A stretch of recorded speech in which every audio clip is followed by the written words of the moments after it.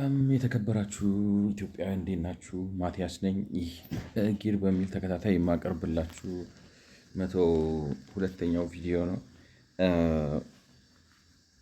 አየሩ ይገርማችኋል ማለት ሲሆን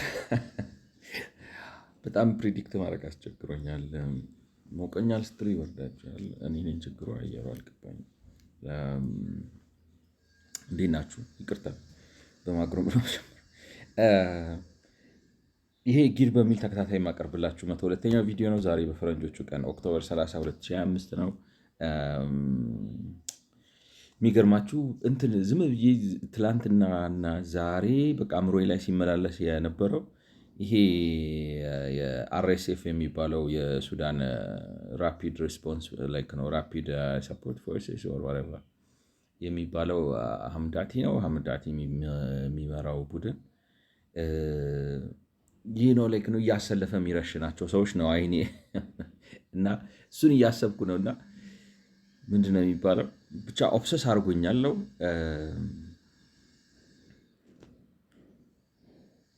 ማለት እንዴት ልበላችሁ አይቻለሁ ከዚህም የከፋ ነገር በተለይ በሲሪያ በሶሪያ ጦርነት ወቅት ለመጀመሪያ ጊዜ ነው እንደዚህ አይነት አሰቃቂ ነገር በቪዲዮ ራሱ ሳይ ማለት ነው። እንዴት ልበላችሁ እንደዚህ አይነት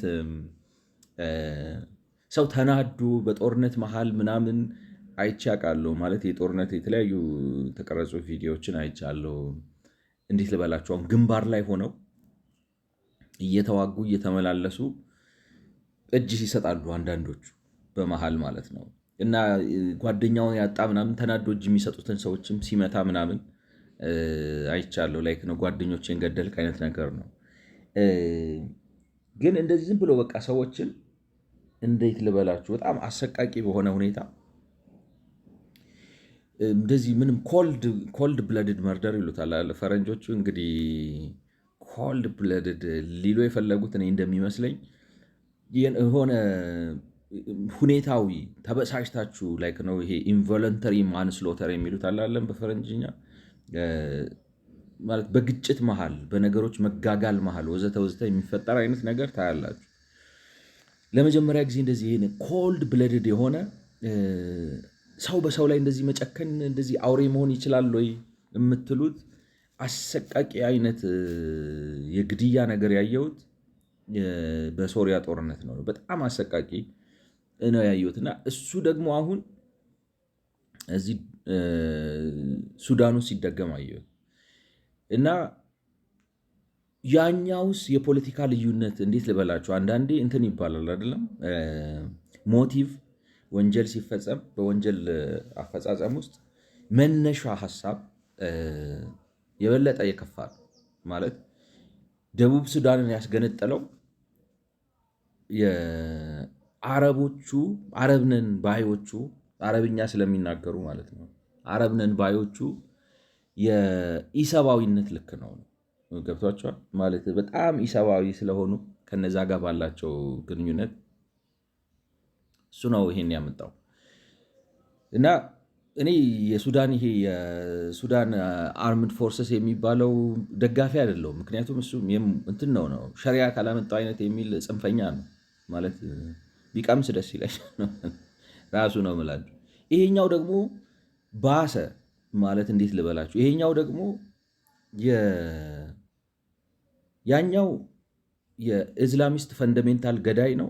ይሄኛው ደግሞ ኢስላሚስት ነው፣ ግን በኢስላሚስት ስም አይደለም የሚገለው በዘረኝነት ስም ነው። አሁን ጥቁሮቹን እየመረጠ ነው የሚገለው የሚገርማችሁ። እና ያሳዝናሉ ማለት እንዴት ልበላችሁ በቃ ላይ ነው በረሃ አለ ሙቀቱ አለ ፓወርለስ ሆነው እንደዛ እንደ እንትን ሲታረዱ ማየት ያበሳጫል በጣም። እና እንደው እኔ መንግስት በሆነ ሆነ ብዬ ላይክ እንዴት ልበላችሁ ጦር ነበር ማዘምትበት እና ራስን አምዳቴን ራሱን አይሲሲ አይደለም የምንልከው እዚህ የጦር ፍርድ ቤት እዚህ አዲስ አበባ ቅሊንጦ ምናምን ነው የምናወርድ ብለው በጣም ደስ ይለኛል። ማለት እሱን እያሰብ ተበሳጭቼ ጥሩነቱ ልክ ማለት የሚገርማችሁ በቃ እውነቴን ነው ላይ ከነው እሱን ቡና እየጠጣሁ ዝም ብዬ ቲክታክ ፍሊፕ ሳለ አንድ ልጅ ሀምዳቲ መጥቶ ይቅርታ ጠይቋል ምናምን ሲል ሰማሁት። ይቅርታ ከጠየቀና እርምጃ የሚወስድ ከሆነና እነዚህን አሁን ማለት ሰው እንዴት ልበላችሁ እንትን ቢች ዳር ቆሜ ፎቶ ተነሳው እንደሚሉ ሰው እንደዚህ ትርር አድርገው ረሽ ነው እኔ ነኝ ምናምን ብሎ ፎቶ ያነሱትን ሰዎች ካሳየን ተጠያቂ አድርጎ ያው መልካም ነው፣ ጥሩ ነው። ካላሳየን ግን አፍሪካ ውስጥ ቦታ የለህም የሚል ነገር ብናስተላልፍለት በጣም ደስ ይለኛል ማለት ነው። ኤኒዌይ አእምሮዬን ይዞታል፣ ዝም ብዬ ልተንፈስ ብዬ ነው። ጊር እንግዲህ የሚል 102ኛው ቪዲዮ ላይ ነኝ። ዛሬ እንዳልኳቸው ኦክቶበር 30 ነው እያደረግን ያለ ነው። እንግዲህ ማለት መነሻው በጣም ሩቅ ነው፣ ግን ኢሚዲየት መነሻው ከዚህ በፊት የነበረው መነሻው አንሎኪንግ ኢትዮጵያን አርባን ላንድ ኤንድ ሃውሲንግ ማርኬት የሚል ወርልድ ባንክ የጻፈው የኢትዮጵያን የቤቶችና የመሬት ገበያ በተለይ ደግሞ የከተማ መሬት ገበያ የከተማ መሬትና የከተማ መሬት ገበያ አጥንቶ ችግሮቹን ነቅሶ አውጥቶ ከዛ በኋላ ባወጣቸው ችግሮች ላይ ደግሞ የመፍትሄ ሀሳብ ሪኮመንድ እያረገን ነው። የምክረ ሀሳቦች የፖሊሲ ምክረ ሀሳቦች እየሰጠ እንግዲህ ይመጣና አንድ ቦታ ላይ ስንደርስ ማለት ወደ መጨረሻው አካባቢ እየመጣን ነበር። ፕሮግራም ኤሪያስ ብሎ የመጀመሪያው ፕሮግራም ኤሪያ መንግስት ከጋራ መኖሪያ ቤቶች ማለትም ከኮንዶሚኒየም ግንባታ ይውጣ፣ ከዛ በኋላ ከዛ ደግሞ ሃውሲንግ ፋይናንስ ውስጥ ይመጣና ፋይናንሲንግ ሃውስ ይመጣና ሁለተኛው የፕሮግራም ኤሪያ ወይንም እንዴት ልበላችሁ ሁለተኛው የምክር ፈርጅ እዛ ጋር በተያያዘ ነው የሚመስለኝ። ትንሽ ኢንኮስቲን አዘብቸው ሊሆን ይችላል። እዛ ጋር በተያያዘ ነው የሚመስለኝ። ለምሳሌ ከህንድ ምሳሌ ውሰዱ እና የሪል ስቴት ሬጅስትሬሽን አክት አውጡ እና ሪል ስቴት ሬጅስትሬሽን ብታደርጉ በብዙ መልኩ መስኩን ማለት ዘርፉን ያግዘዋል፣ ያሰራዋል ወዘተ ወዘተ ብሎ ሬራ የሚባል ሪል ስቴት ሬጅስትሬሽን አክት አይገስ ነው ላይክ ነው ዳትስ ዘ አክሮኒም የሚባል የህንድ እሱን አለ። እሱን ተመልከቱና እሱን አዳፕት አድርጉ ይላል። ነገር ግን ወርልድ ባንክ ይህንን ምክረ ሀሳብ የሰጠው 2021 ዓ.ም ነው እና እንደሚመስለው እንግዲህ እኔ አሁን ይህንን ሪኮሜንዴሽን እያነበብኩ ሲሄድ አሁን ያለው አስተዳደር ከዛ ሪኮሜንዴሽን የሆኑ ሀሳቦችን ወስዶ ለመተግበር ማለት መርጦ ይገባል ወይም ትክክል ነው ላስፈጽመው እችላለሁ ያዋጣኛል ያላቸውን ለመተግበር የሞከረ ነው የሚመስለው እና ለምሳሌ አሁን ኮንዶሚኒየም መቆሙ መንግስት ኮንዶሚኒየም መስራት ማቆሙ ይሄንኑ የወርልድ ባንክ ሀሳብ ምክረ ሀሳብ ማለት አትችለውም፣ ያከስርሃል፣ ከበጀት አቅም አንጻር አይሄድም አይነት ነገር እነዚህ ነገሮችን ሰምቶ ነው የሚመስለው እና አይ ቲንክ ሬጉሌሽንም ያወጣል ላይክ ነው። እስቲ ፕሮክላሜሽን ካወጣ ብዬ ቼክ ሳረግ እንግዲህ 2024 ዓመተ ምህረት ላይ የሪል ስቴት አዋጅ አውጥቷል። ማነው ስሙ ይሄን ማለት ነው ሊዝ ፕሮክላሜሽን በኢትዮጵያ ፌዴራላዊ ዲሞክራሲ የወጣ አዋጅ ቁጥር የሪል ስቴት ልማትና የማይንቀሳቀስ ንብረት ግብይትና ግመታ አዋጅ የሚል ነገር አውጥቷል እና የሪል ስቴት ልማትና የማይንቀሳቀስ ንብረት ግመታ አዋጅ የሚል ይህን አውጥቷል እና እሱን እያየነው ነበር ነው ህጉ ምን ይመስላል። ምክንያቱም ለምሳሌ ህጉ ላይ ሊኖሩ ይገባቸዋል ብለው ያስቀምጧቸው ሪኮሜንዴሽን ነበሩ። የምታስታውሱ ከሆነ የተወሰኑ ነጥቦች አንስተናል። ነው አይ ሆፕ ታገሱኛላችሁ ማለት መመዘኛ ነገሮች ይሁኑ ተብለው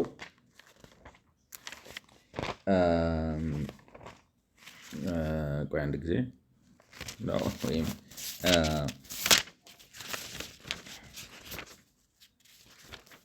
መመዘኛ ይሁኑ ተብለው አንዳንድ ነጥቦችን አንስቶ ነበርና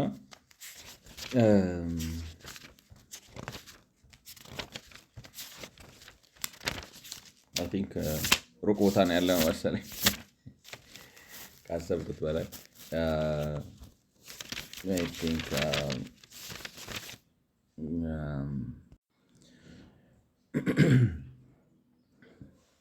ለምሳሌ ሲያነሷቸው ከነበሩ ማለት መመዘኛ ተብለው ከተቀመጡት ነጥቦች ለምሳሌ ዳውን ፔመንትን በተመለከተ ሰዎች ገንዘብ ይሰጣሉ፣ ገንዘቡ በአግባቡ በስራው ላይ ይውላል ወይ፣ ፕሮጀክቱ በጊዜ ይቀርባል ወይ፣ ዴሊቨሪ ድል ያለበት ወይ፣ ዋጋ አተማመኑ፣ ፕሮፐርቲ ፕራይሲንግ፣ የኳሊቲ ኮንትሮል ክርክር አለ ወይ፣ አርቢትሬሽን ምናምን ማለት አርቢትሬሽን ማለት ይሄ አዋጅ ማለት ነው የሪል ስቴት ልማትና የማይንቀሳቀስ ንብረት ግብይትና ግመት አዋጅ የሚለው አዋጅ እነዚህ ነገሮች አድሬስ ያደርጋሉ። ለምሳሌ ሲመዘግብ ወይም ሲቆጣጠር ሀሳቡ ምንድን ነው? ሁሉንም ተዋናይ አክተር የሆኑትን ወይም ተዋናይ የሆኑትን በመስኩ ላይ ገዢው አለ፣ ሻጩ አለ። ማለት ሻጩ ማለት ገንቢው ዴቨሎፐሩ፣ ሪል ስቴት ዴቨሎፐሩ ነው የሚሆነው። አሻሻጮቹ አሉ፣ ገንዘብ የሚያበድሩት አሉ፣ ለሪል ስቴት ገበያውም ለገንቢውም የሚያበድሩት አሉ፣ ለገዢውም ያበድሩት አሉ፣ ወዘተ ወዘተ። እነዚህን ሰዎች ባማከለ መልኩ ለምሳሌ በመካከላቸው አለመግባባት ቢፈጠር ወይንም ደግሞ በመካከላቸው መተማመን እንዲኖር፣ ብድር የማግኘት ነገሩ እንዲመቻች ወዘተ ወዘተ እና አጉል የሆኑ መዘግየቶች እንዲቀሩ፣ የጥራት ቁጥጥር እንዲደረግ፣ በኢንዲፐንደንት በሆኑ ነገሮች እንዲደረግ እነዚህ ነገሮች ያካተተና ይህንን ለማስቻል የተቋቋመ ነው የወጣው አዋጅ። እንደዚህ አይነት ፍሬምወርኮች አሉት ወይ አንቀጾች አሉት ወይ ይህንን እንትን የሚሉ ብለን ለመመዘን ነው የፈለግነውና ስናየው የኢትዮጵያ እንትን ማለት አሁን እዚህ ጋር እኔ የኢትዮጵያ አሁን ይሄኛውን አንቀጽ የሪል ስቴት ቤቶች መመዝገቢያ አንቀጽ 2 ደግሞ የሚገርመው ሁለቱም ያኛውም ቻፕተር 2 ነው ይሄኛውም አንቀጽ 2 ላይ ከዛ ኮፒ አድርገን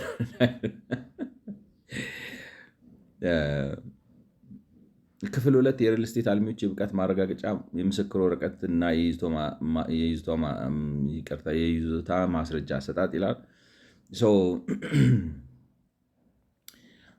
ለመመዝገብ መስፈርት ያወጣው በሚገርም ሁኔታ ይገርማቸዋል። የኢትዮጵያ ይሄኛው አዋጁ 3 ነው። ለማስፈጸም ዝርዝሩ የሚገለጸው ነው። ማንኛውም የሀገር ውስጥ ባለሀብት የሚከተሉትን መስፈርቶች ሲያሟላ ብሎ ሐመርሃ 3 ነገሮች ካሟላ ፈቃድ ይሰጠዋል ብሎ አስቀምጦታል ማለት ነው። ነው ይመዘገባል ራይተር አይነት ነገር። የህንዱ በአንጻሩ ደግሞ ስንት ነገር ነው የዘረዘረው ይታያችሁ እንግዲህ ማለት ነው። ኤ ቢ ሲ ዲ ኢ ኤፍ ጂ ኤች አይ ጄ ኬ ኤል ራሱ በውስጡ ብዙ እንትኖች አሉት።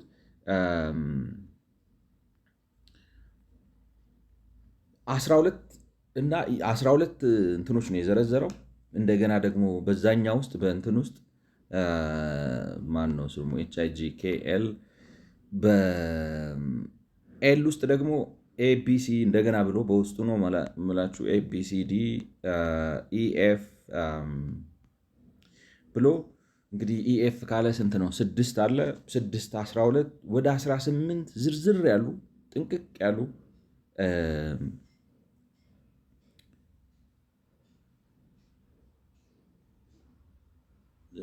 ይቅርታ ወደ 16 ጥንቅቅ ያሉ ዝርዝር ያሉ እና ተዋናዮቹን ሁሉ ከግምት ያስገባና ሊፈጠረው የሚችሉ ችግሮችን አንትስፔት አድርጎ ጥራት ያለው ነገር ለመስጠት ያሰበ ነው። አሁን ነው እኔ ዝም ብዬ ጨምቄ ዝም ብዬ ዘርዘር አድርጌ ያወጣኋቸው የሚመሳሰሉት ነው የምላችሁ። የሚመሳሰሉት ሁለቱም ኤሪያ ስፔሲፋይ ያደርጋሉ። የኢትዮጵያ 1500 ሜትር ስኩዌር ላይ የሚገነባ ሰው ነው መመዝገብ ያለበት ይላል። የነሱ 500 የህንዶቹ 500 ሜትር ስኩዌር ላይ ቤት ለመግዛት ቤት ለመሸጥ ወይም ለማከራየት የሚገነባ ነው ብሎ ይላል። እዚህ ጋር ይመሳሰላሉ። የኢትዮጵያው ፋይናንሻል አቢሊቲ ያምጣ ማለት የሚመዘገበው ድርጅት ስራውን ለመስራት የገንዘብ ለምሳሌ ብድር እንደሚያገኝ ወዘተ ወዘተ እና ድርጅቱ ደግሞ ድርጅታዊ አቅም እንዳለው ሰራተኞች እንዳሉት ወዘተ ወዘተ ይሄን ያሳይ ይጨርሳሉ። ይሄንን ካሳየ ሪል ስቴቱ መመዝገብ ይችላል ብሎ ሪኳየርመንቱን ስፔሲፋይ ያደርገዋል።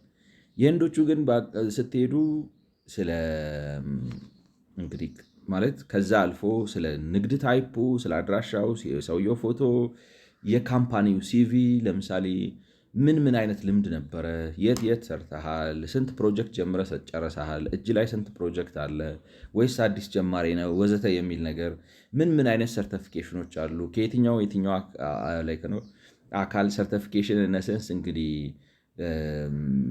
ነው የብቃት ማረጋገጫውም ሆነ ሌሎቹ ማስረጃዎች ማለት ነው። ፕላኖቹ ምን ይመስላሉ ልትሰራቸው ነው። ፕሮጀክት ደግሞ ሲል እንትን አይደለም አንድ ጊዜ ተመዝግበሃል የሚባል ነገር የለም። አሁን በህንዶቹ የምታዩት ማለት ነው እንደ እንትን ድርጅቱ አይደለም የሚመዘገበው ፕሮጀክቱ ነው የሚመዘገበው። which means ሰርቶ ከጨረሰና ምናምን ባሉ ካሸጋገረ በኋላ ፕሮጀክቱ ፌዝ አውት ያደርጋል። ምክንያቱም ሰርቷል፣ አከራይቷል፣ ወይም የሚሸጠውን ሸጠዋል፣ አስወጥቶታል፣ ሂዝ አውት ገብቷቸዋል። ስለዚህ ምንድን ነው የሚባለው ዲዛይን ፕላን፣ ሳንክሽን ፕላን፣ ሌአውት ፕላን ወዘተ አምጥተ በፕሮጀክት ነው ሬጅስተር የምታደርገው የህንዱ ስፔሲፊክ ማለት ነው። ከዛ ጋር አብሮ ስለ እሳት አደጋ፣ ስለ ውሃ አቀራረብ፣ ስለ ወዘተ እንዴት ነው የምትሰራው፣ ኮንትራክቶች ምን ይመስላሉ፣ ለምሳሌ ዋጋ የምትሰጥበት ቅጽ ምን ይመስላል፣ ማለት ሽያጭ የምትሸጥበት ቅጽ ምን ይመስላል፣ ባለቤትነት የምታስተላልፍበት ቅጽ ምን ይመስላል። እነዚህ ነገሮች ማምጣት አለብን። የምትገነባቸው በፕሮጀክት ስለሆነ የፕሮጀክቱ ዲቴይል ስንት ቤት ነው የምትገነባው ማለት ነው። የቤቶቹ የካርፔት ኤሪያ የሚሉት ምን አይነት ነው፣ ባልኮን ያለው ወይ ቴራስ አለው ወይ፣ ገራጅ አለ ወይ፣ ገራጅ ከሆነ ስንት መኪና የሚያቆም ገራጅ ነው የምትለው፣ እዚህ ቦታው ስፋቱ ምን ያህል ነው። እንግዲህ ስታፍ ሲባል ስራውን ለመስራት ቴክኒካል ስታፎቹን ብቻ የሽያጭ ሰራተኞቹን የፕሮሞሽን እንትኖቹንም በሙሉ ማምጣት አለብህ እና በስንት ጊዜ ገንብተህ ልታስረክብ አስበሃል። ፋይናንሻል ስኪም ሲባል እንደኛው ዝም ብለህ መስራት ትችላለህ ብቻ አይደለም። ነገር ግን ከሻጮቹ ጋር እንዴት ነው አብረህ የምትሰራው? የትኛውን ባንክ ነው የምትጠቀመው? ዲፖዚታቸውን እንዴት ነው የምትጠቀመው? ይህንን ለመጠቀም ምን አይነት ቃል ትገባለህ? ባንኮቹ የተወሰኑ ናቸው ነው ስፔሲፊክ የሆኑ ማይክሮ ፋይናንስ ለምሳሌ መጠቀም አትችልም ወዘተ ወዘተ ነገር። ሁለተኛ ፕሮጀክት ኦዲት መደረግ አለበት በየ6 ወሩ። የበጀት ዓመት ባለቀ ማለት የበጀት ዓመት በጀመረ በየ6 ወሩ ፋይናንሻል እንትንህ ኦዲት መደረግ አለበት እና ፕሮጀክትህ ደግሞ በአንድ አርክቴክት፣ በአንድ ኢንጂነር፣ በአንድ እንትን ሰርቲፋይድ በሆኑ ወዘተ ሰርቲፋይድ በሆኑ አርክቴክቶች፣ ኢንጂነሮች እና ቻርተርድ አካውንታንቶች ተመርምሮ ማረጋገጫ ሊሰጥህ ይገባል። ላይክ ነው ፕሮጀክቱ ለምሳሌ 20% ጨርሻለሁ ስትል ይሄ 20% የተጨረስከው በማን መረጋገጥ አለበት? ከአንተ ውጭ በሆኑ ኢንጂነሮች፣ አርክቴክቶች እና ቻርተርድ አካውንታንቱ ማለት የተባለውን ወጪ ያክል አውጥተ ነው 20% የጨረስከው። ልክ ነው። ለምሳሌ ስፔሲፋይድ ፕሮጀክት ከተደረገው ኮስት ማለት ነው። ያም ኦዲት መደረግ አለበት። ይሄን ነው የሚለው የህንዱ እንግዲህ ለመመዝገብ ይሄን ሁሉ ቃል መግባት አለብህ፣ ይሄን ነገር ማረጋገጥ አለብህ ነው የሚለው። ከኢትዮጵያ ጋር ስታነጻጽሩት ሰማይና ምድር ናቸው። የኢትዮጵያ የሚለው በዚህ ቤት 1500 ካሬ ሜትር ላይ የሚሰራና መስራት እንደሚችል የገንዘብ የብቃት ማረጋገጫ ያመጣና ላይ ነው ፋይናንሻል እሱም እና ደግሞ ምንድን ነው አንድ ደግሞ የሚለው ነገር አለ። ለምሳሌ የሰዎቹን የተፈቀደለት ማለት ለምሳሌ ከገዢዎቹ በገዢዎቹ ብር እንዲሰራ የተፈቀደለት የሚባል አይነት ነገር እና ሰራተኞች አቅም አለው የድርጅት ወዘተ። በአጠቃላይ የድርጅቱን የመስራት አቅምና የድርጅቱን ማለት አንተ እንትን ነው ካፒታል አለህ ወይ? ንግድ ፍቃድ ልታወጡ ስትሄዱ አሁን ምንድን ነው የምትባሉት? አድራሻ አምጣ፣ የቢሮ ቁጥር ወይ የተከራየኸው ነገር እና ያንን ንግድ ለመጀመር የሚያስችል ካፒታል አለህ ወይ? እነዚህን ሁለቱን ነገሮች ካሟላ ምናልባት ፕሮፌሽናል ወርክ ከሆነ የተማረ ሰው መሆን አለብህ ምናምን። እነዚህን 3 ነገሮች ካሟላ የንግድ ፍቃዱ ይሰጥሃል ነው። ሴም ቲንግ ነው። ልክ እንደ ንግድ ፍቃድ ነው ያየው ነው ነው ናቲንግ ሞር ዛን ዳት። እዛ ውስጥ ያለውን ኮምፕሊኬሽን ገብቶ አይቶ ዝርዝሩን ለማየት የቻለ አይመስልም የኢትዮጵያ። ስለዚህ ክፍተቱ በጣም ከፍተኛ ነው እና ክፍተቱ ከፍተኛ መሆን ብቻ ሳይሆን ምን መሰላችሁ እንግዲህ ማለት የሀገራችን የህግ አወጣጥም ምን ያህል እንዴት ልበላችሁ መስራት ሲያቅተን ገብቷቸዋል። እንዴት ህግ ማውጣት ዘመናዊ በሆነ መልኩ የቢዝነሱን መሬት ላይ ያለ ጥያቄና ችግር የሚመለከት። ምክንያቱም አሁን የሚባለው ነገር ምንድን ነው? ባንኮቹ መተማመን ያቅታቸዋል። ሪል ስቴቶቹ ያላቸው ስታተስ አይታወቅም። በከተማ ውስጥ ማን ቤት ገዛ፣ ማን ምን ሸጠ ምናምን የሚለው መረጃ የለም። ሰዎች ቤት ነው ዶንት ኖ ሁ ቱ ትራስት ነው ይሄዳሉ። ወይ ገንዘብ ሰው ቤት ይፈልጋል ለመግዛት ይፈልጋል። ነገር ግን ከከፈሉ በኋላ በጣም ይዘገያል። ወይ ክርክር ይፈጠራል፣ ወይ ካምፓኒው ይከስራል፣ ወይ ወዘተ ወዘተ። ምክንያቱም ሊቆጣጠሩት አይችሉም። ፕሮሞተሮቹ ራሳቸው ማስታወቂያ የሚሰሩት እኛ ማስታወቂያ ነው የምንሰራው፣ ድርጅቱ ፋንክሽናል ነው አይደለም ነው ዴሊቨር ያደርጋል ነው። ለምን? ይሄ ሁሉ የሚቆጣጠረው አካል ስለሌለ ነው። እና የሪል ስቴት አዋጁ የተፈለገበት ምክንያት በማርኬት ውስጥ የገበያ መረጋጋት፣ የደንበኛና የሻጭ መተማመን እንዲፈጠር፣ ፋይናንሻል ማርኬቱን እንዲያግዘው፣ የቤቶች ጥራትና ዋጋቸው ተመጣጣኝ እንዲሆን ወዘተ ወዘተ፣ እነዚህ ነገሮች ከግምት ለማስገባት ነው። እነዚህ ነገሮች አቺቭ ለማድረግ ነው። ነገር ግን በጣም የይድረስ እንዴት ልበላችሁ ስንፍና ነው። ናቲንግ ኤክስፕሌንስ ገብቷቸዋል ወይ? ስንፍና ነው ወይ ደግሞ ሪል ስቴቶቹ ካምፓኒ አይደሉም ነው። ገብቷቸዋል። እንደዚህ ስክሩትናይዝ ከተደረጉ እንደዚህ ተብለው ከተመረመሩና እንትን ከተባሉ አቅም አይኖራቸውም እና አቅም አይኖራቸውም የሚል ነገር ነው እና አቅም አይኖራቸውም። ስለዚህ በኢትዮጵያ ውስጥ ያለው እንዴት ልበላችሁ እንደ ማህበረሰብ እኔ እንድናይ የፈለግኩት ምን መሰላችሁ? ለምንድን ነው ምንደብቀው ነው አለመቻለም። ገብቷቸዋል። ማይችል ከሆነ ይጋለጥ። አሁን እዚህ ሀገር አንድ እኔ እንትን እያልኩት የመጣው ነገር ሰው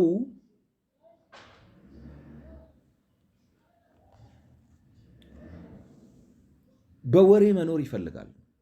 ሪያሊቲን ፌስ ማድረግ አንወድም። ገብቷቸዋል። እና እናገናኘዋለን ደግሞ ይሄ ቆሽማዳ የበሰበሰ የማንነት ፖለቲካ አለ።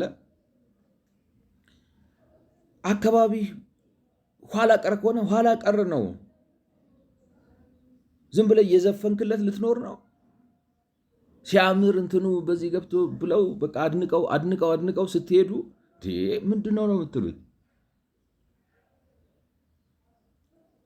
ማለት በቃ ሌላ ነገር ሲነግሯችሁ ማለት ነው። እና በስማ ምንድን ነው ምናምን ብላችሁ you go there nothing አዋራ ነው ያለው።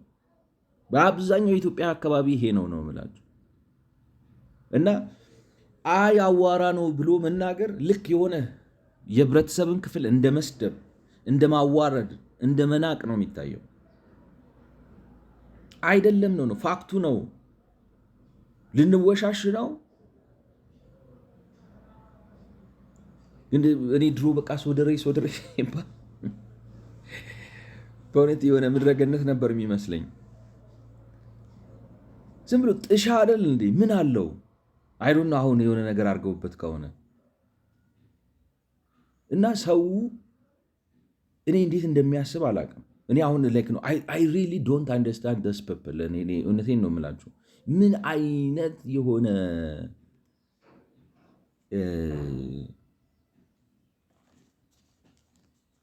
ገብቷቸዋል ማለት እውነት ስንነጋገር ነው እንጂ ፋክት መጋፈጥ አለብን። ፋክት መጋፈጥ ካቃተን ሀገር አንሆንም። ያለ እንትን እኮ ነው መጽሐፍ ቅዱስ እንኳን ምን ይላል? መጽሐፍ ቅዱስ ልጅም በልጅነት ላይክ ነው ቅጣው፣ ከዛም ባደገ ጊዜ ላይክ ነው ከመንገድ አይወጣም ነገር ይላልና ምን ልላችሁ ነው? ማለት ነው መወቀስ ያለበት ነገር መወቀስ አለበት። እኔ ፋር ላይክ ነው። አሁን ለምሳሌ ስቲም አዲስ አበባ ውስጥ መግባት የምትችሉበት አሁን በዚህ ዘመን ላር ኦፍ ፕሌስስ ገብቷቸዋል። ስቲም ምናምን የምታጠም ሰው ፍልውሃ ይሰለፋል። ምን እንዳለ እውነቴን ነው የምላችሁ። አጋጣሚ አንድ ጊዜ ውስጥ ገብቼ እኔ የሆነ በቃ የተደረመሰ ቤት ውስጥ ነው የገባው ይመሰለኝ። ይጨንቃቸዋል። አሮጌ ኦልድ ነው አይዱ ነው። አሁን አድሰውት ምናምን ከሆነ በጣም ቆይተዋል። እና ሰው እንደዚህ የሆነ እንዴት ልበላችሁ፣ ለምን ነካብኝ ነው አሁን ያለን በሀገራችን ያለ ይሄ ብስብስናዬን ለምን ነካብኝ? ይዤው ልኑር? አትኖርም። ጋር አረጋግጥልሃል። ይጋለጣል፣ ይወጣል። ደግሞ ካልተጋለጠና ካልወጣና በጊዜ በትኩሱ ነው የምላችሁ ገና ውርደትም ሳይሆን መጥፊያ ሳይሆን በጊዜ ካልተቀጣና ካልጠፋ በኋላ አድጎ ያጠፋሃል። ሊትራሊ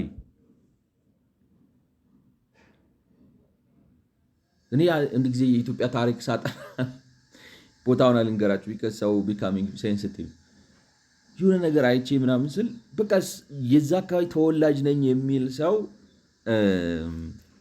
አካባቢ ልታሳጣብኝ ነው አይነት ነው።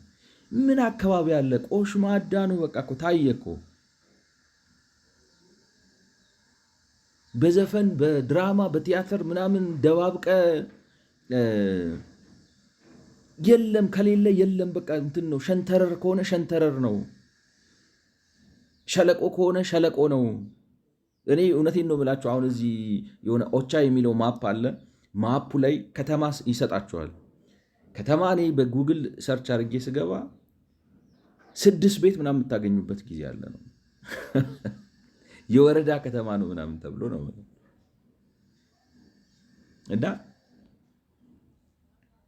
እኔ እንዲያውም ጨንቆኝ ዛሬ ለቻት ጂፒቲ ምንድን ነው ያልኩት ሰጠውትና አንዱን ከተማ ፒክቸሩን ይህ ነው። ምን ብዬ አሁን ይህንን ከተማ ለማለት ይከብደኛል፣ ግን ከተማ ተብሎ ላይክ ነው። ምን ልላችሁ ነው? አሰስ አድርግልኝ። እኔ ነኝ የተሳሳትኩት ወይስ እነሱ የዋሹ ነው? እንትኖች አስቀምጠ አንድ ጥሩ መመዘኛ አስቀምጠልኝ። ከተማ መለየት ከፈለግ ቢያንስ በ1 ኪሎ ሜትር ስኩዌር ላይ ያለውን ቦታ ውሰደውና በ1 ኪሎ ሜትር ስኩዌር ላይ ቦታ ያለውን ውሰደውና ያ ቦታ ዝናብ ሲዘንብ ይጨቀያል ወይስ አይጨቀይም በሚለው መዝነው። ማለት ከ50% በላይ የሚጨቀይ ከሆነ ከተማ አይደለም ነው ማለት። አሁን ያ ምንን ይጨምራል መሰላችሁ? ቢልት ኤሪያ አካባቢው መንገዱ ለምሳሌ በጣም ተረግጦ ኮረት ምናምን ፈሶበት ምናምን ብሎ ቢዘንብም እንትኑን ዝናቡን ምጥጥ አድርጎት እንትኑ ማይነካ ከሆነ ከተማ ነው አይነት ነገር። ከ50% በላይ እንደዛ ማይሆን ከሆነ ከተማ ነው አይነት ነገር አለኝ። አይ ቲንክ ሜክ ሴንስ። ትንሽ የደበረኝ ምንድን ነው ቆርቆሮ ታረጉትና ግን አካባቢው ሊጨቀይ ይችላል። እንደኔ ነው የምላችሁ። ቆርቆሮ በቆርቆሮ ነው ዝናብ ሲዘንብ ጭቅየት የሚል ከሆነ ከተማ አይደለም። ከ50% በላይ አይ ቲንክ ዳትስ ጉድ ክላሲፊኬሽን። አይ ዳውት እኔ አሁን ለምሳሌ የኢትዮጵያ ስታቲስቲክስ ሰርቪስ ከተማ ናቸው ብሎ የሚዘረዝራቸውና በዚህ ወረዳ ይሄን ያህል ከተማ ነዋሪ ያለ፣ በዚህ ወረዳ ይሄን ያህል ከተማ ነዋሪ ያለ ብሎ የሚዘረዝራቸው ቦታዎች ዝናብ ሲዘንብ 50%ቱ አካባቢ ይጨቀያል ወይስ አይጨቀይም በሚል ቢመዘን አይ ዳውት ኢፍ ኢት ኢዝ ጎይንግ ቱ ቢ ኮልድ አ ታውን ኦር አ ሲቲ። ገብቷችኋል? እና እኔ ምን ልላችሁ ነው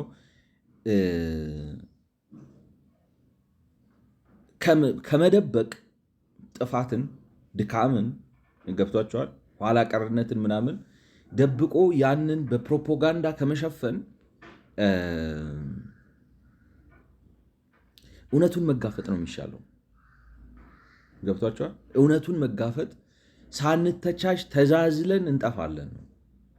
መተዛዘል ትርጉም የለውም። መዋሸት ማለት አረብስ አር ሶ ፌመስ ፎር ዲስ ዴይ ላይ በጣም በቃ እንዴት ልበላችሁ እልም ያለ በረሃ ላይ ምድረገነት ነው ብለው ይስሉላል። ጦርነት ተሸንፈው የድል ቀን ብለው ሰልፍ ያደርጋል። እንደዚህ እንትና ታሪክ ማነው ስሙ የኢራክ የጦር ታሪክ አዚዝ ነው ምናምን የሚሉት በቃ እኮ ላይ ልንጨርሳ አልቀ በቃ እኮ ምናምን እስኪያዝ 10 ደቂቃ እስኪቀረው ድረስ በቃ ገደልናቸው ጨረስናቸው እያለ ነው የተያዘው። እና አይዶን ነው ለጦርነት ምናምን ቫልዩ ሊኖረው ይችላል ማለት ዲስኢንፎርሜሽን፣ ዲስኦሪንቴሽን ምናምን ቫልዩ ሊኖረው ይችላል። በሀገር ግንባታ ውስጥ ግን ዋጋ የለውም። እውነቴን ነው የምላችሁ፣ እንደኔ ነው የምላችሁ። በተለይ ደግሞ ግንባታን የማይፈቅድ ድካም መጋለጥ ነውና መወቀስ ነው ያለበት የሚል እምነት ነው ያለኝ። እና እኔ ሳየው ህጉ እነዚህን ደካማ የሪል ስቴት ዴቨሎፐሮች እነሱን ፕሮቴክት ለማድረግ ነው እንጂ አቅም እንዲያሟሉ ለማድረግ ነው፣ አቅም እንዲፈጥሩ ለማድረግ አይደለም የሚል እምነት ነው ያለኝና ሪሊ ብናስብበት ጥሩ ነው። እንግዲህ ስቀጥል ኤክስፕላኔሽን ይላል ፎር ዘ ፐርፐዝ ኦፍ ዲስክሎዝ ዘ ተርም ስኬጁልድ ባንክ ሚንስ ኤ ባንክ ኢንክሉድድ ኢን ዘ ሰከንድ ስኬጁል ቱ ሪዘርቭ ባንክ ኦፍ ኢንዲያ አክት 1934 እና ይሄ እንግዲህ እኔ መጀመሪያ ብዙም አልገባኝም ነበር። ቻትጂፒቲ በኋላ ኤክስፕሌን እንዳደረገው እንትን ነው በሌላ አማርኛ ማለት መሰላችሁ የተፈቀደላቸው የተለያዩ አይነት የባንክ ቅርጽ ያላቸው ለምሳሌ ማይክሮ ፋይናንሶችን ጨምሮ ማለት ነው የባንክ ስታንዳርዶች አላቸው በህንድ ማለት ነው 1934 የቆየ ነው የወጣ ነው። ስለዚህ በዛ መመዘኛ መሰረት ባንክ ተብለው የተመዘገቡ ምክንያቱም ብዙ አይነት የፋይናንሻል ኢንስቲትዩሽንስ አሉ። በነገራችን ላይ ገብቷቸዋል። ባንክ ማለት ብር ዲፖዚት የሚያደርጉም ክፍያ የሚከፍሉም ብድር የሚሰጡም የተለያየ ስራ የሚሰሩ ብዙ አይነት የባንክ አይነቶች አሉ እና የፈለገው ምንድን ነው እነዚህም ባንኮች ብቻ የምትጠቀሙ ነው መሆን ያለበት ነው የሚላቸው።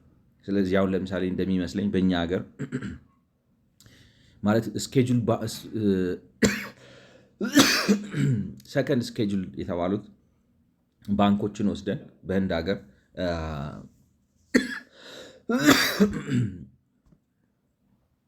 ላይክ ነው ለምሳሌ ቻትጂፒቲን ብንጠይቀው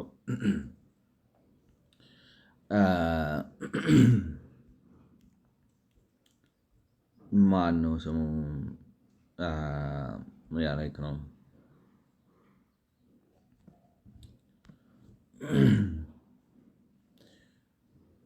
can you tell me the criteria right, the criteria for banks to be listed in the second schedule in India, right? Can you tell me the criteria for banks to be listed in the second schedule? I think it will understand. Yes, in India, second schedule, reserve 1934. The bank must have, and lakh, Indians they have their own numbering system. And a lakh is, 100,000. They fix a price for lakhs of.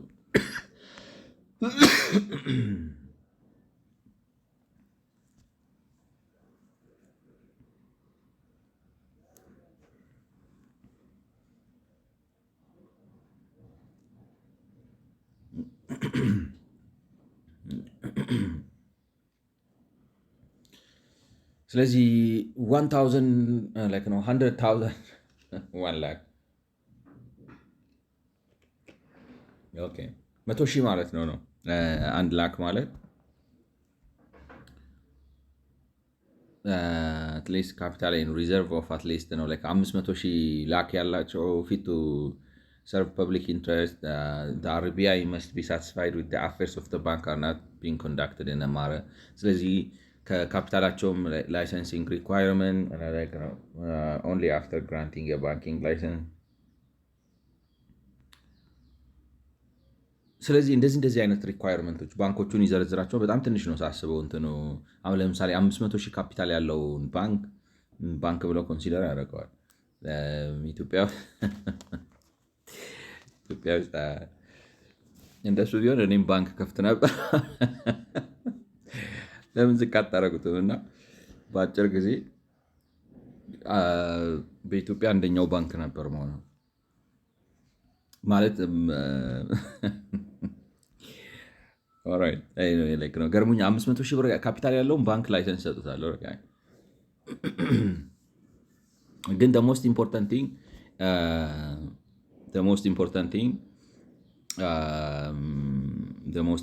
thing እንትኑን ኦፕሬሽናቸውን ኮንትሮል አድርገው የባንኩ ማለት ነው ቴክኒካሊ ከበጀቱ ከካፒታሉ በላይ ውስጣዊ ኦፕሬሽኑ ምክንያቱም አሁን እንግዲህ እንደዛ ነው የሚመስለው fit to serve public interest. The affairs of the bank are not being conducted in a manner detrimental to the interest of its depositors. ስለዚህ ማለት የባንኩ እንትን ነው የሚታየው ካፒታሉ ሳይሆን ኦፕሬት አደራረጉ ቴክኒካል ኦፕሬሽናል ስኪሉ እና ማለት እዚህ ባንክ ሰዎች ገንዘብ ቢያስቀምጡ ገንዘባቸው ለአደጋ ይጋለጣሉ። ምክንያቱም ካለው የአሰራር ክፍተት ወዘተ የተሰራ ሰፊና ብዙ ኦፕሬሽን ያለበት ሀገር ስለሆነ ከዛ ተነስተው ይመስለኛል እና በአጭሩ ዝርዝሩን አልሄድኩበትም እንዳለ ግን ማለት በዋናነት ካፒታሉ ስር ቦታ ረገጥኩ። ካፒታሉ አሰራሩ ላይሰንሲንግ ሪኳየርመንቱ እና ደግሞ ኦንጎይንግ ኮምፕላያንስ ካሽ ሪዘርቭ ሬሾ አጠባበቁ ፕሩደንሻል ላይክ ነው ከብሔራዊ ባንክ ጋር የሚልህን ነገር ጠብቀ ሩልስ ኤንድ ሬጉሌሽኖቹን ተከትለ ከባንኮች የሚጠበቅ ነገር አለ። ስትረስ ቴስት ነው ላይክ ነው እነዚህ ነገሮች ወዘተ ውስጥም ባጭሩ በእኛ ሀገር ስታንዳርድ ስታዩት እኔ እንደሚመስለኝ ነው የምላችሁ። ምክንያቱም the same kind of governance ወይም ሬጉሌሽን ስኪም ማይክሮ ፋይናንሶቹ ላይ የሚጠቀም አይመስለኝም ነው ላይክ ነው what's the major difference between like no what's the major maybe I don't know what's the major difference between banks and MFI in Ethiopia, in Ethiopian scheme, right? In Ethiopia, I guess, like, the difference in microfinance in Ethiopia is both legal and functional, roughly in which they serve legal aspects, National Bank of legal basis, national, ሁለቱንም ኦኬ ናሽናል ነው ሌጋል ቤሲስ ላይሰንሲንግ ኤንድ ሱፐርቪዥን ኦፍ ባንክ ማይክሮፋይናንስ በዚህ ነው ላይሰንስ ታይፕ ኮመርሻል ባንኪንግ so both are licensed by NB but under separate proclamations different prudential standards primary purpose provide small loan savings and micro insurance to low income and unbanked population እንትኑ ይገባቸዋል ላይክ ነው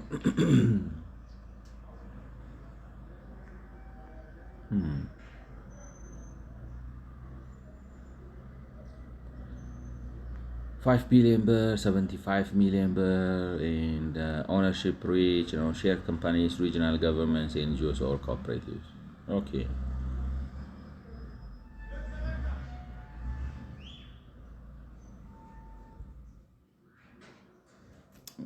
Like one cannot buy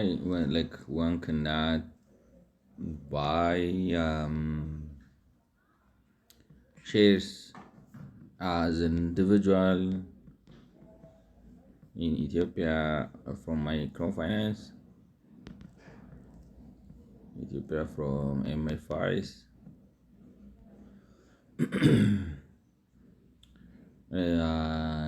Banks in microfinance, under microfinance business program, MFI must be established as a share company, but with restricted.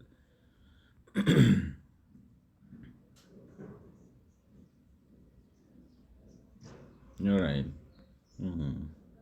እንትናቸው ነው እኔ ይገባችኋል ነው ምንድን ነው የምታስቡት? እኔ እንደው ለምንድን ነው እንደዚህ የምታደርጉት ነው? እንግዲህ ልዩነቱ ማይክሮ ፋይናንሶች የፓርቲ አፓራተስ ናቸው እንዳትሉ፣ ባንኮቹም ራሳቸው የፓርቲ አፓራተስ ናቸው ነው በአብዛኛው አስፋራሳ አም ኮንሰርን ቢኮዝ they have this endowment ምናምን ቡልሽት ያመጡታል ነው። ግን ማይክሮ ፋይናንሶቹ በኤንጂኦዎች ወይንም ደግሞ በመንግስት ወይንም ደግሞ በተራድኦ ድርጅቶች ወይም በማህበራት ካልሆነ በስተቀር ኦውን ማድረግ አይቻልም። እነሱ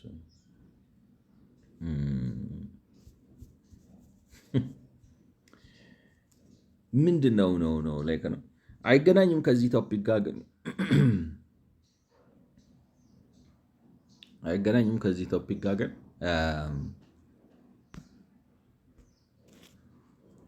in US can an individual open a bank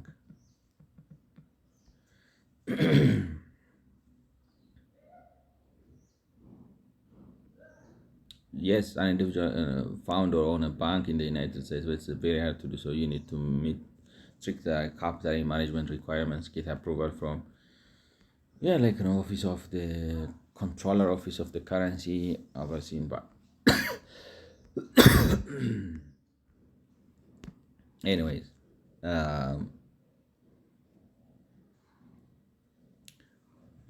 እኔ ማይክሮ ፋይናንሶቹ የመሰሉኝ ምንድን ናቸው መሰላችሁ? የነበረው ነው እኔ ላይክ ማይክሮ ፋይናንሶቹ የመሰሉኝ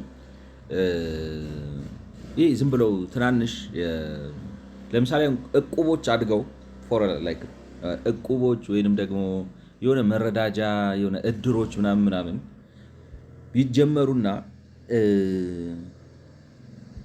ስትሪክት የሆነ ጥሩ የሆነ ማኔጅመንት ጥሩ የሆነ ምናምን ሳይኖራቸው ወዘተ ግን የሆነ ፋይናንስ ፑል ማድረግ ይችላሉ። ላይክ ነው ካሽ ፑል ማድረግ ይችላሉ እና ደግሞ ኢንፎርማል በሆነ ኮሚኒኬሽን ከህብረተሰብ ጋር እየተገናኙ ምናምን እያሉ ካፒታል መፍጠር ይችላሉ የሚል ነገር ነበረኝ እና ስለዚህ ኢንፎርማል የሆነ የመኒን እንቅስቃሴ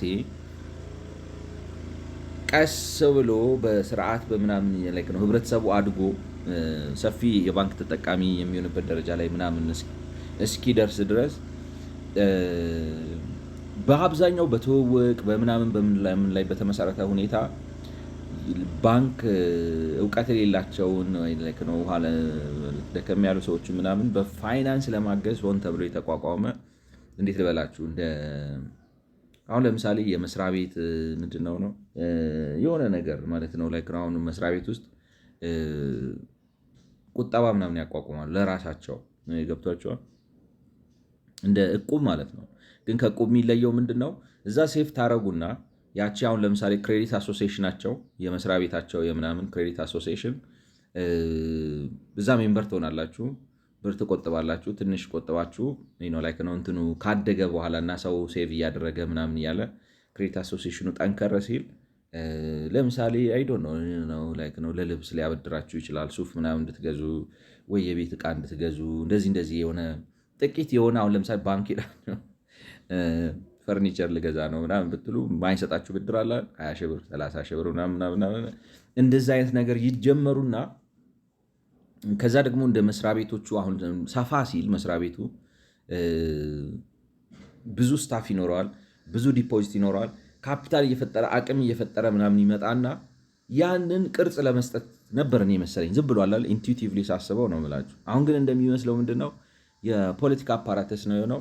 ስለዚህ የኔ የማይክሮ ፋይናንስ አንደርስታንዲንግ ራሱ ልክ አይደለም። ኤኒዌይ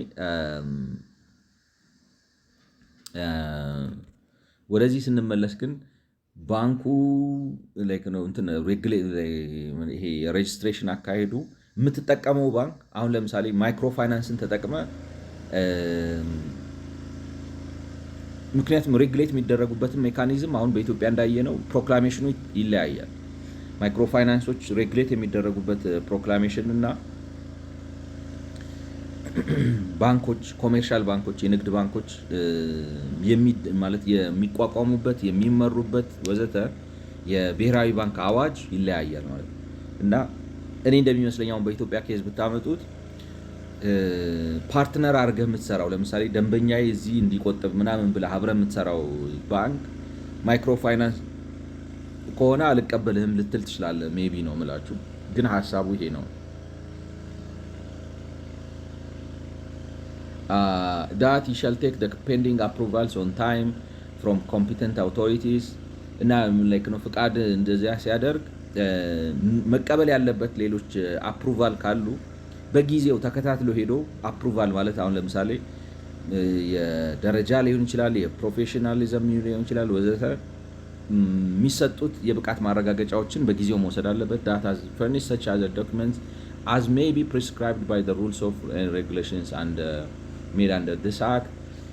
ከዛ ደግሞ እንግዲህ በዚህ ህግ ስር ከዘረዘርናቸው ዶክመንቶችን በሙሉ ማቅረብ አለበት። አሁን ይሄኛውን የምናየው ካፕስ የሆኑት ማለት ነው። ካፕስ የሆኑት ካፒታል ሌተር የሆኑትን ነው የምላችሁ። ይሄ ኤል ላይ ያለው ቃለ መሐላ እንዲፈጽም ነው። ይሄን አደርጋለሁ፣ አፕሩቫል በሰዓቱ ሄጄ ይቀበላለሁ፣ ዳኪመንት አቅርብ የተባልኩትን በሙሉ አቀርባለሁ ወዘተ ብሎ ቃለ መሐላ ነገር እንዲፈርም። ይሄን ካደረገ such other information may be prescribed such other information and documents may be prescribed the authority shall operationalize a web-based online system for submitting applications for registration of projects within a period of 1 year from the date of its establishment። ስለዚህ እንትኑ ደግሞ ኦቶሪቲ የተባለው ይሄ ሬራው ነው ማለት ነው። ሪል ስቴት ሬጉሌሽን አክት ብላ የሚባል አውቶሪቲ የሆነ ነገር ባለስልጣን መስሪያ ቤት ያቋቁማሉ። ባለስልጣን መስሪያ ቤቱ ተመዝጋቢዎቹ ቅጹን አግኝተው የሚሞሉት ኦንላይን እንዲሆን ዌብሳይት ሰርቶ አዘጋጅቶ ያቀርብላቸዋል ይላል ማለት ነው። subsection 1 of section 4 the authority shall within a period of 30 days ስለዚህ grant of registration on receipt of the application under subsection 1 under subsection 1 of section 4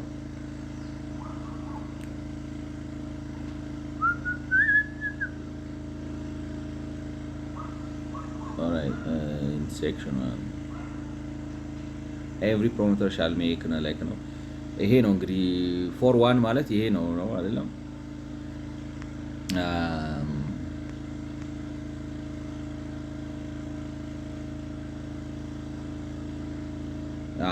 ግራንት ስለዚህ ሰውየው ማመልከቻ ካስገባው ጊዜ ወዲህ ማለት ነው በኦንላይን እነዚህን ዶክመንቶች አሟልቶ እዚህ ጋር የተዘረዘሩትን ነገሮች አሟልቶ ኦንላይን ዶክመንቶችን ካስገባ ወዲህ grant registration subject to the provision of this act and the rules and regulations made thereunder and provide a registration number including a login ID and password to the applicant for accessing the website of the authority and to create his web page and to fill therein the details of the proposed project እና ላይክ ነው።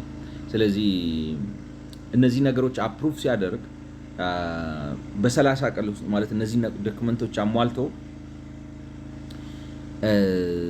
አፕላይ ሲያደርግ እዛ ጋር በተጠቀሰው መሰረት የዩዘር አይዲ እና ፓስወርድ ይሰጠውና ዩዘር አይዲ እና ፓስወርዱን ሰርቶ ሲገባ ልክ ፕሮፋይሉን ቢልድ እንዲያደርግ አሁን የዘረዘርናቸውን ነገሮች በሙሉ አስገብቶ ከእንግዲህ ስካን የሚደረጉ ዶክመንቶች ካሉ ስካን አድርጎ አስገብቶ ፊርማ የሚገባበት ካለ ፊርማ አስገብቶ ወዘተ የራሱን ዌብሳይት ቢልድ የሚያደርግበት ካይንድ ኦፍ ገብቷቸው ለእያንዳንዱ እንትን እንደ ዌብሳይት እንደ ፕሮጀክት ፋይል ይፈጠርለትና እዛ ላይ ገብቶ የራሱን መረጃ እንዲያስገባ በ30 ቀን ውስጥ ፓስወርድ እና ዩዘር አይዲ ይሰጠዋል ማለት ነው። ሪጀክት አፕሊኬሽን ፎር ሪዝንስ ቱ ቢ ሪከርድድ ኢን ራይቲንግ if such application does not conform, reject the application for reasons to be recorded in writing. If such application doesn't conform to the provision of this act or the rules and regulation made thereunder.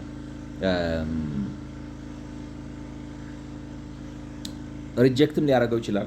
ማሟላት ያለበትን ነገር ካላሟላና ካላዘጋጀ በ30 ቀን ውስጥ አይ ማመልከቻ ሪጀክት ተደርጓል ብሎ ሪጀክት ያደርገዋል ማለት ነው። provided that no application shall be rejected unless the applicant has been given an opportunity of being heard in the matter ማለት አውቶማቲክ አይሆንም። ግን ይሄን አላሟላህም ይሄን አቅርብ ይሄን አላሟላህም ይሄን አቅርብ ተብሎ ያው እንትን ነገሩን ካንዛዛው ወይም በሰዓቱ ተገቢ የሆነ ምላሽ ካልሰጠ የዛኔ ሪጀክት ይደረጋል ማለት ነው። Then, if the authority fails to grant the registration or reject the application, that the case may be as provided under subsection 1, the project shall be deemed to have been registered and the authority shall, within a period of 7 days of the expiry of the said period of 30 days, under subsection 1, provide registration number and login ID and password to the promoter for the accessing the website of the authority and to create his web page and to fill therein the details of the proposed project. ስለዚህ ፌል ካረገ ደግሞ ኦቶሪቲው ባለስልጣን መስሪያ ቤቱ ሊቀርብለት የሚገባው መረጃ ቀርቦለት ያንን አይቶ በ30 ቀን ውስጥ ኦተንቲኬት አድርጎ ለማን ነው ስሙ ለገንቢው ዩዘር አይዲ እና ፓስወርድ ሰጥቶት እዛ ላይ ገብቶ ዌብሳይቱን ቢልድ እንዲያደርግ ካልፈቀደለት በ30 ቀን ማለት ሪጀክት ካላደረገ ካልፈቀደና 30 ቀን ካለፈ ይገደዳል መስሪያ ቤቱ ማለት ነው። በ7 ቀን ውስጥ ፓስወርድ እና ዩዘር አይዲ እንዲሰጠው ነው ማለት ምክንያት ኖሮ ሪጀክት ማድረግ አለበት። ጀስቲፋይድ የሆነ ተከራክሮ ሊሸነፍና ላይሸነፍ ነው። ግን በሆነ ምክንያት ተንጓተ ካልሰጠ which means ምን ማለት ነው እንትኑን ይዘጋበታል። አሁን ለምሳሌ ባለስልጣን መስሪያ ቤቱ ጉቦ አምጣ ሊል ይችላል አይደለም። ላይክ አሁን እንደዚህ መዝግበ ምናምን ኦፊሻል አድርገ ተወዳዳሪ ሻጭ ነው እዛ ላይ ካለ እንዴት ልበላችሁ ታማኝ ነው መንግስት ተቆጣጣሪ አካል ራሱ አይቶ ኦዲት የሚያደርገው ምን የሚለው ዝርዝሩን አይታችሁታል እነዛን ነገሮች ሁሉ። ስለዚህ የካምፓኒውን ታማኝነት የሚጨምር መረጃ ነው ይሄ። በጣም ለሱ ለካምፓኒው ትልቅ ሀብት ነው። ማርኬቲንግ በሉት ራሱ ከፍተኛ የማርኬቲንግ ነው እና እንደዛ ስለሆነ የባለስልጣን መስሪያ ቤቱ ሰራተኞች ነገር ሊያጓትቱ ይችላሉ። እንትን አምጣ እንትን የለም ጎደለ ምናምን ብለው ነገር ሊያንዛዙ ይችላሉ። ሪጀክት ካላረጉ ችግር ነው። ክርክር ነገር ውስጥ ካሌት ያደርጋል። ገብቷቸዋል። ሪጀክት ሳያረጉም ማጓተት ነው የሚችሉት። ገብቷቸዋል። ብዙ ጊዜም ሲስተሙ ማለት ነው ማጓተት ነው የሚችሉት። ማጓተቱ ግን 30 ቀን ካለፈው ይገደዳሉ ዩዘር አይዲ እና ፓስወርድ እንዲሰጡት ማለት ነው። ስራቸውን ላይክ ነው ኢትስ ኮንሲደርድ ሰውየው ማቅረብ የሚገባውን መረጃ አቅርቧል ተብሎ ይታሰባል። ቴን ሰጥተውት መመዝገብ ይጀምራል ማለት ነው።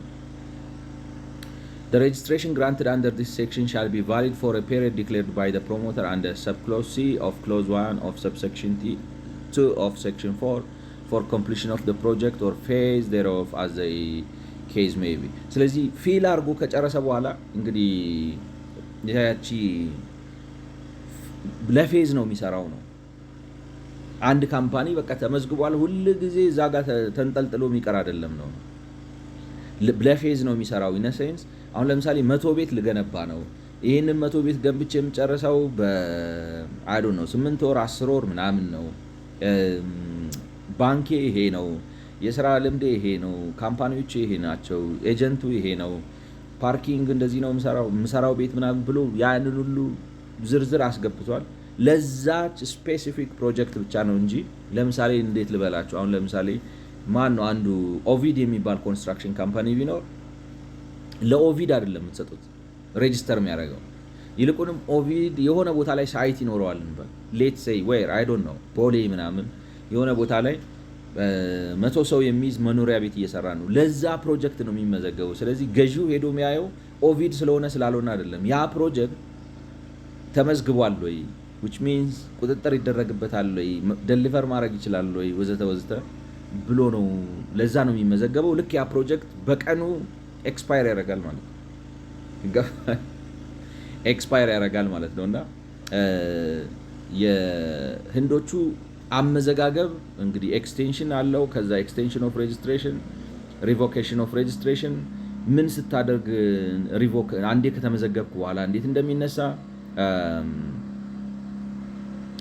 registration of real estate agents. No real estate agent shall facilitate the sale or purchase of or act on behalf of any person to facilitate the sale or purchase of any plot, apartment or building, as the case may be, in real estate project or part of it being the part of the real estate project registered under section being sold by promoter in any planning area without obtaining registration under እንትኑም ኤጀንቱን መሸጥ አይችልም በዚህ ሳይመዘገብ ማለት ነው። እና አይ ቲንክ ያው ላይክ ነው እንሂድበት መሰለኝ አይደል? ስለ ሬጅስትሬሽኑ እንጨርሰው። እነሱ ሬጅስተር የሚያደርጉትን ማንን እንደሚያደርጉ ግን ሬጅስትሬሽኑ ይሄ ነው። በሚቀጥለው ኤክስቴንሽኑን ጀምረውና ምን እንደሚመስል እናያለን። ስለሰማችሁኝ አመሰግናለሁ። መልካም ጊዜ